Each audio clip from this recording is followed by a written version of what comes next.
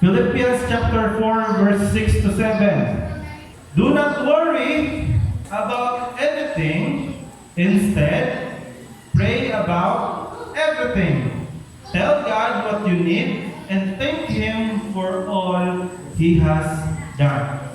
Ngayon, ang Philippians 4, verse 6 to 7, while ang mga Kristohanon nag-worry, while si Moses nag-worry siya, nag-anxious siya sa suko sa Ginoo sa iya nga mag-istorya siya ni Pharaoh, pero niingon ang Ginoo, niingon ang Bible, do not worry about anything.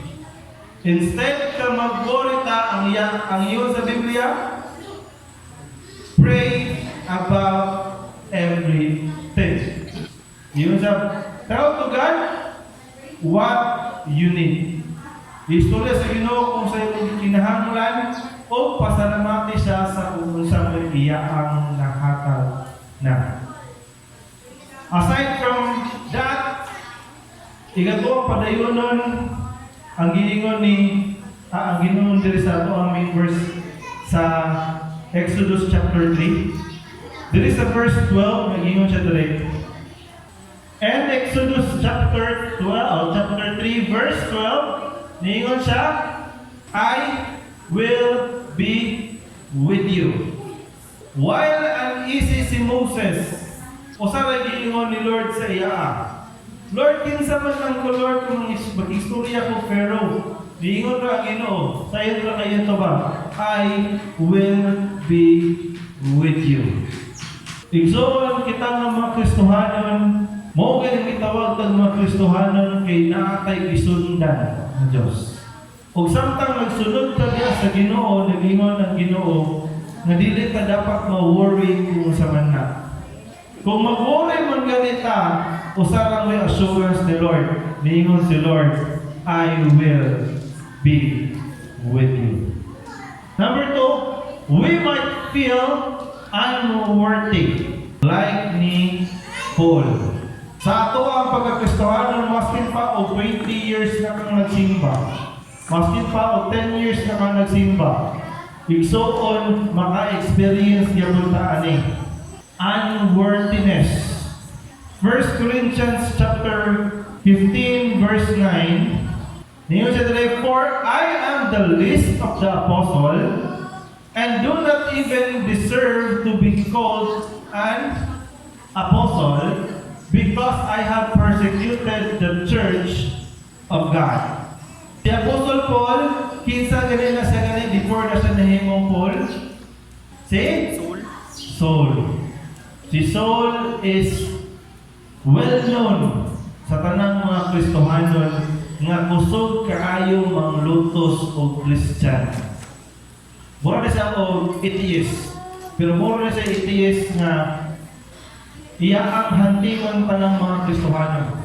Iya ang prisohon, iya ang pasakitan. Kung sa may magtipok pa sa simbahan, iya ang sulukon, iya ang bulabukon, ang lihok sa mga Kristohanon. In short, siya mo'y pinaka-worst enemy sa mga Christian sa iya ang panahon. Si Saul. Kasi nakabalo sa storya na niya. Now, when Saul changes hearts, o instead nga iyang i-persecute ang mga Christians, nagsunod na siya ni Jesus. Nagsunod na siya sa Ginoo. And when the time na nagsunod siya sa Ginoo, niingon siya, sa tanan ng mga apostol, ako may pinaka-list. Ako may pinaka-ubos sa tanan ng mga apostol. Ano man? Niingon pag isa, dili man kami ko deserving para tawgon o apostol. Wala naman na iba ito. In short, naasay gibati nga, kung sa ito number 2, unworthiness. Naka-feel siya nga, dili ko worthy. Dili man gani ko worthy, nga tawgon man gani ko apostol. Ano man? Number 1, nang ginabuhat na ko sa unang panahon, ako ang gi-persecute ang mga Christians. I persecuted the church of God. It is not because Apostle Paul questioned the Lord.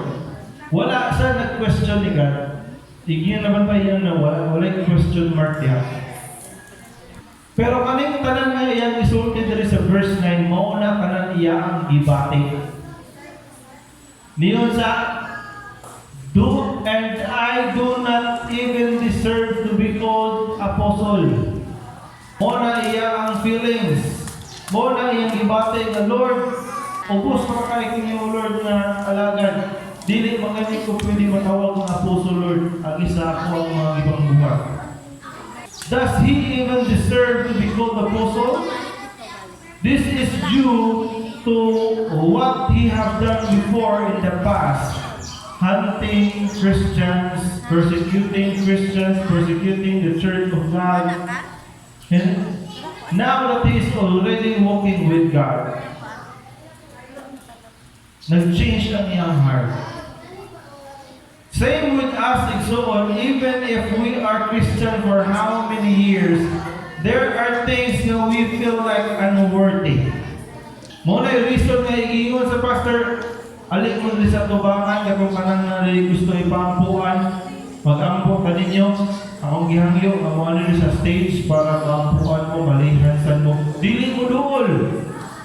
Ano man, makabatay o unworthiness. Igabot sa communion, pagbasa sa Bible, if you are unworthy to take this bread and take this cup, you are making judgment for yourself. Kuya, magbati na dayon ta og unworthiness, dili na dayon ta ganahan mo take of communion. Ano naman? Dili ko worthy mo take communion karon. Ano naman? Kahapon grabe na ba na akong panghasit dito sa bar. Grabe na ba na akong pangaway sa ako ang mama. Grabe na akong pangaway sa ako ang masbid kahapon. Antod karon baligot-got pa akong kasing-kasing. Lord, hindi isa ko munawas sa iyo ang lawas o ginuha ang dugo. Okay, reason sa uban nga Kristohanon nga ingon nga, guys, alay mo diri sa tubangan, katong mga nagpalikod, dili ta lingkod sa tubangan, mag-move forward. Dili mo move forward. Ano man, dili lang mi. Dili lang mi sa lingkod, pas, okay lang mi dili. Dili lang mi sa kilid, pas, okay lang mi dili. Ano man? Ma-feeling ninyo nga, igualin mo sa tubangan, dili man mi worthy mo na sa tubangan. Dili man mi maayo mo ba sa Bible, dili man mi maminaw o ayo. Ni anak naman mi simbahan, kaya at least naami gamay tulog. Kaya sa balay hindi ko may katulog. Subukan naman may sarang mo ang misis, subukan mo sa mama, subukan mo sa dagat manubog na sa balay hindi katulog. Mas maayo din sa simbahan kay hinanak kay tulog. Pero unworthy ko mo sa tubangan nga naman, makita ko ni pastor, makita ko na Lord. Nga naghalong ko. Talog na mo itong joke sa ko, di sa joke, tinood yun sa neto mo. Ang classmate is Seventh-day Adventist. Pamatay mga Seventh-day Adventist, lalo ka na ilang simbahan ng class. Lalo kayo naay magpitik-pitik ng cellphone or kanang tingong na ringtone, magkakaw yun nila. Karoon naay tigulang mga dili na po siya ulyanin.